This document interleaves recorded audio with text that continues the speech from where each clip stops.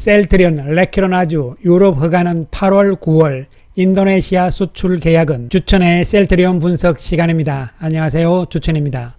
셀트리온 그룹주 오늘 하락세를 보였습니다. 셀트리온 마이너스 2.03% 하락, 헬스케어 마이너스 2.74%, 제약은 마이너스 3.48% 하락세를 보였습니다. 세 종목 모두 음봉의 모습이 연출이 되었는데요. 셀트리온은 낙폭이 약간은 만회되는 모습 속에서 거래량이 조금 증가를 했지만 크게 늘어나는 모습은 아니었습니다. 헬스케어는 거래량이 늘어나는 모습이고 제약 역시 거래량이 늘어나는 모습이 연출이 됩니다. 물론 8월 들어서의 거래량에 비해서는 아직 크게 늘어나는 모습은 아니다 이렇게 볼 수 있는 상황이고요. 따라서 셀트리온 그룹주들의 움직임은 이제부터는 여기서는 박스권의 움직임의 가능성이 높아지고 있는 상황으로 해석을 할 수가 있겠고요. 셀트리온과 셀트리온 헬스케어는 외국인들의 매수가 지난주에는 괜찮은 모습이 나왔지만 오늘 월요일 바로 외국인들의 매도가 나오는 상황으로 변하고 있습니다. 현재 특별한 재료가 지금 없는 상태에서 첫 번째로 이번 주에 8월 12일 목요일이죠. 목요일날 셀트리온 그룹의 2분기 실적이 발표될 예정입니다. 안정적인 실적 구도가 예상이 되는 상황입니다. 이러한 가운데서 신규 제품, 즉 다시 말씀드리면 레키로나주가 과연 지금 어떻게 진행이 되고 있느냐 이런 부분들이잖아요. 레키로나주에 대해서 한번 살펴보기로 하겠습니다. 먼저 유럽에서 지금 어떻게 진행이 되고 있느냐 이런 부분들이잖아요. 일단 유럽 의약품에서 8월 달에 CHMP가 또 열리잖아요. 8월 달은 16일에서 19일까지 열리게 되어 있습니다. 다음 주에 열리게 되어 있는 것이죠. 그리고 9월 달은 9월 13일부터 열리는 상황이 되는데요. 과연 그렇다면은 8월 달에 이 레키로나주가 유럽 쪽에 허가가 나올 것이냐 이런 부분들이잖아요. 지난 6월 30일 날 레키로나주가 유럽에서 유망한 치료제로서 이미 선정이 됐잖아요. 5개가 선정이 됐는데요. 셀트리온, 레그담비맙, 그 다음에 리제네론, 릴리, GSK 이렇게 되어 있고 그 다음에 릴리 쪽에 자가면역 질환 치료제 이런 부분들이 되어 있는 상황이죠. 10월까지는 최소 3개 정도를 승인을 할 것이다 이런 상황이 나왔고 물론 지금 긴급 사용 승인은 되어 있는 상황이잖아요. 이러한 가운데서 8월 달에 이 부분에 대해서 어떻게 될 것이냐 물론 누구도 알 수 없는 상황이죠. 특히 레키로나주는 델타 변이 그리고 그 외 변이 바이러스에 대해서 충분히 효능이 입증이 되어 있는 상황이잖아요. 이런 부분이 있기 때문에 어느 정도 기대감은 커지고 있는 상황이라고 볼 수가 있겠습니다.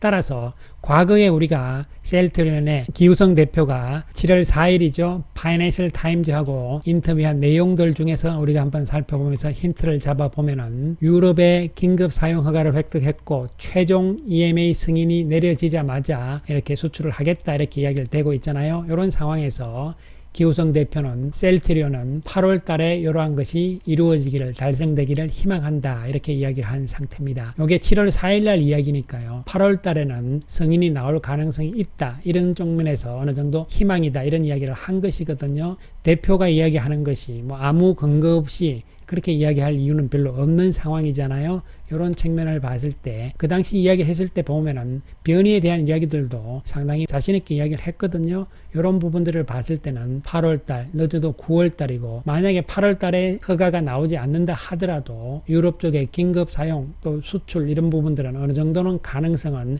엿볼 수 있는 상황이 아닐까 판단을 내려볼 수가 있겠습니다. 따라서 다음 주 8월 16일부터 진행되는 유럽 의약품청의 CHMP 회의에서 과연 어떠한 결과가 나올 것인가 이런 부분들이 되는 것이죠. 그 다음에 두 번째로 우리가 인도네시아 부분들이잖아요. 특히 이 부분에 대해서 지금 오해를 하시는 분들이 또한 상당히 많은 것으로 알고 있는 상황인데요. 즉 무슨 이야기냐면은 지난 7월 17일 날 인도네시아 쪽에서 긴급 사용 승인이 떨어졌잖아요. 그런데 왜 발표는 7월 20일 날 했느냐 이 이야기부터 시작을 해서 일부에서는 이미 지금 수출이 되고 있다는 이야기가 나오고는 있습니다. 물론 공식적인 정식적인 계약 이전에 어느 정도 물량이 들어가고 있는 상황인 것은 가능성이 있는 부분들이죠. 물론 이것은 100% 우리가 팩트로서 확인을 할 수 없는 부분이긴 합니다. 여기서 중요한 것은 인도네시아 쪽의 언론 보도들을 보면은 이미 지금 인도네시아 쪽에 들어가고 있는데 왜 회사 측에서는 보도자료 내지는 공시를 하지 않느냐 이런 이야기들이 나오는데요. 이에 대해서 우리가 한번 살펴보기로 하겠습니다. 자, 이것은 인도네시아의 제약회사인 덱사메디카라는 회사의 홈페이지가 되겠습니다. 여기에 보시면은 미디어 쪽으로 들어가시면은 보도자료가 있습니다. 거기에 나와 있는 내용들을 한번 살펴보기로 하는데요. 이 번역 문제가 상당히 까다롭습니다. 왜냐하면 인도네시아어이기 때문에 이거 구글 번역기를 돌려도 신통치가 않습니다. 그래서 제가 이 인도네시아어를 다시 영어로 번역을 하고 그 다음에 이 영어를 보면서 제가 다시 이제 번역을 좀 해놓은, 그래서 이 부분에서 우리가 오해들이 많은 상황들이 됩니다. 왜냐하면 인도네시아 언론에서는 이미 지금 레키노나주가 쓰이고 있는데 심지어는 뭐 약국에서도 살 수 있다 이런 이야기들도 한간에 나돌고 있는 상황인데요. 이런 상황에서 왜 회사에서는 공시라든가 또 보도자료라든가 발표를 안 하느냐 이런 이야기던데요. 그 부분에 대해서 오해가 있으니까 한번 살펴보기로 하겠습니다.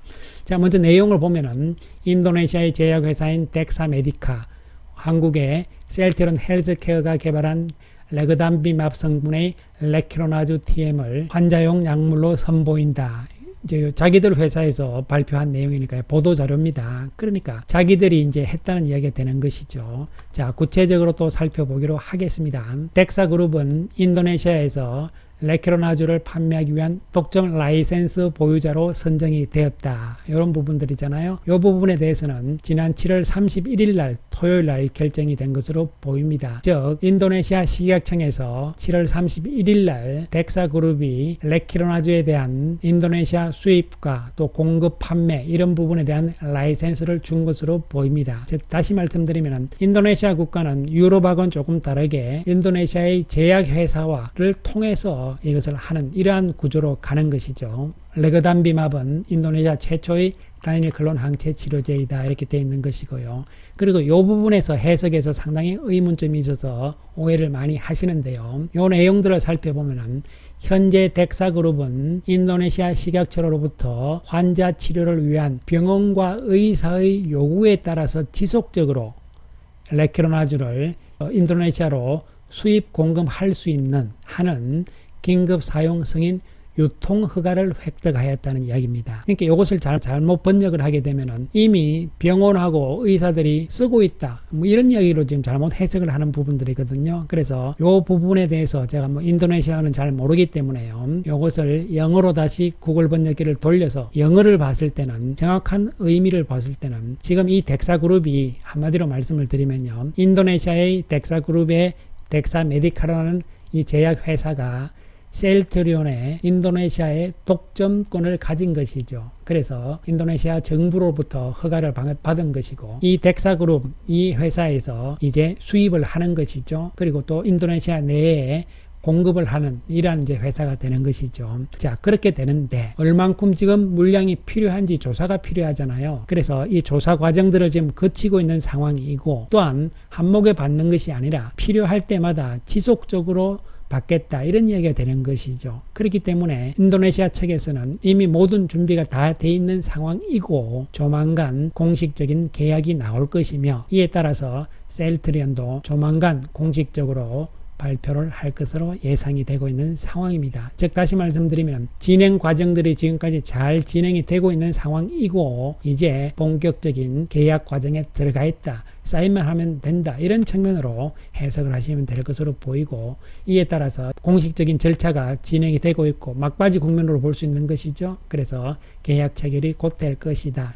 그렇게 되면 당연히 공시라든가 또 보도자료로 발표를 할 수 있게 되는 것이죠. 이 부분에 대해서 여러분께서 너무 성급하게 생각하실 필요는 없다. 이런 측면에서 접근을 하실 필요성이 있겠습니다. 자, 그럼 오늘 셀트리온부터 살펴보기로 하겠습니다. 셀트리온 2.03% 하락이고 외국인들 25억 매도의 모습이 연출이 되었습니다. 공매도 상황을 살펴보면은 공매도는 1300주니까 상당히 오히려 줄어드는 추세에 놓여 있잖아요. 그동안 통상적인 모습을 살펴봤을 때는 이 공매도 세력들이 주가가 빠지는 날 공매도가 늘어나는 모습이 나왔는데 오늘은 주가가 빠짐에도 불구하고 공매도는 오히려 줄어드는 모습이 연출이 되었습니다. 외국인들 9470주 매도에 그친 상황이다 이렇게 볼 수 있고 기관들 매도가 좀 많은 모습이었죠. 당연히 최근에 좀 샀기 때문에 그런 모습으로 해석을 할 수가 있겠습니다. 창구별로 살펴보기로 하면은 JP 모간이죠. 16,700주 매도, 그리고 UBS 쪽에서 2,400주에서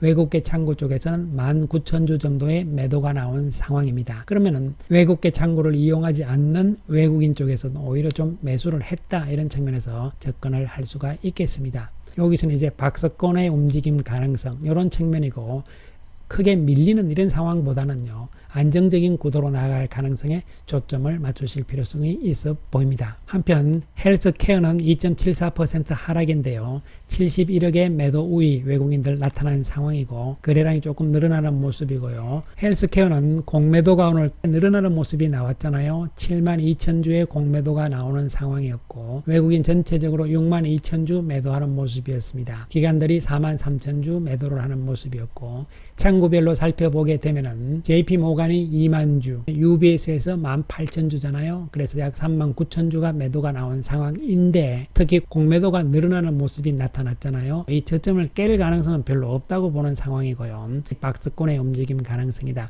한편 제약의 모습은 오늘 3.48% 하락세를 보입니다. 저점대 근처까지 내려와 있는 상황이고, 외국인들의 79억 매도 우위를 보인 상황인데, 공매도는 역시 오늘 늘어나는 모습이 나왔거든요. 공매도가 28,000주 나오는 모습이 나타났고, 창구별로 살펴보게 되면은 JP 모간에서 4만 주를 매도를 하고, UBS에서 3,000주를 매도를 하잖아요. 그러니까 JP 모간하고 그 다음에 UBS가 오늘 공통적으로 셀트리온 그룹주들을 매도하는 모습이 연출이 되었습니다. 그리고 제약은 오늘 외국인들 매도가 55,900주잖아요. 좀 많은 모습이 연출이 되는 상황이죠. 따라서 제약의 움직임도 여기서 이제는 저점을 지키느냐, 이런 상황으로 전개가 될 것으로 예상이 되고, 여기서는 제약의 움직임도 물론 전저점 부분을 저점으로 해서 박스권의 움직임이 좀 예상이 해볼 수가 있겠습니다. 지난주와 달리 셀트리온 그룹주들이 새로운 재료가 지금 나올 것이냐, 이런 부분들이 남아있는 상황이고, 이번 주 목요일날 2분기 실적도 나옵니다만, 역시